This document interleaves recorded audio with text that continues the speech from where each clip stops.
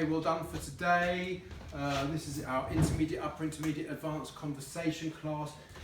Here is the vocabulary, and thank you for coming up with lots of different synonyms that we could go through today.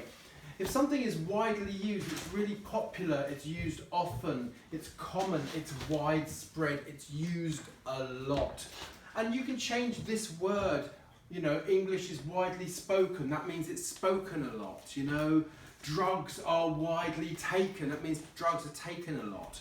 It depends, you can put any passive verb there and it will work really well. If you endeavour, you try. You strive. Strive is a really good synonym because really what it means is you try very hard. That's what it means. Tuition are lessons. If something is practical, it's useful. Slightly just means a little bit. You know, I can read slightly, I can play an instrument very slightly. Just means a little bit. If you have got charisma, you're attractive, you're charming, you've got a very strong personality. People are really attracted to you. It might be your looks, it might be your personality, it might be various things.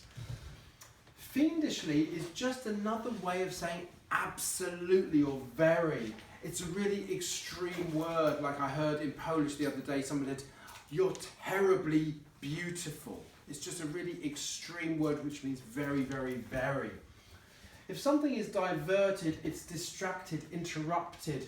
Basically, I like this word, distracted. This really fits well. This works quite well, but this means more stopped than anything else. But it's more like, here's your focus, and your focus goes over there, and you need to bring it back over here. So it's like moving it for a little while, where it should be here. So making your focus or your attention move, it diverts you. Of course, have you ever seen diversions on the street? You know, you want to go one way, and no, you have to go that way instead. You have to go a different way. So that's a diversion on the street. Slightly different, but similar. Hinder, the opposite of hinder is to help. Try to remember that. That will help you remember what this word means. It's to block or stop, or to put an obstacle in your way, to stop you from doing something. To weigh a ton, it's an expression. It just means, if something weighs a ton, it just means it's very, very heavy. It doesn't actually weigh 1,000 kilograms. If something is rewarding, it's got lots of benefits and advantages to it. Reward, the word reward, as like a noun, is like a prize. But if something is rewarding, like an adjective, it's got advantages and benefits. That's what it means. Something portable is easy to carry.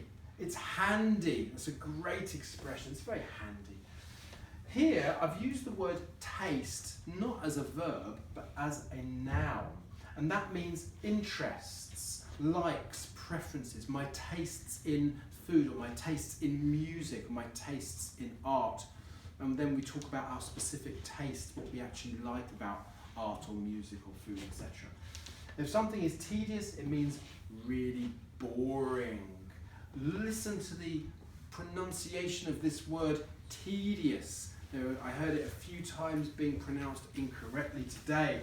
If something is absurd, it's stupid, it's ridiculous, it's really, really silly. Those are our words for today's lesson. Thank you.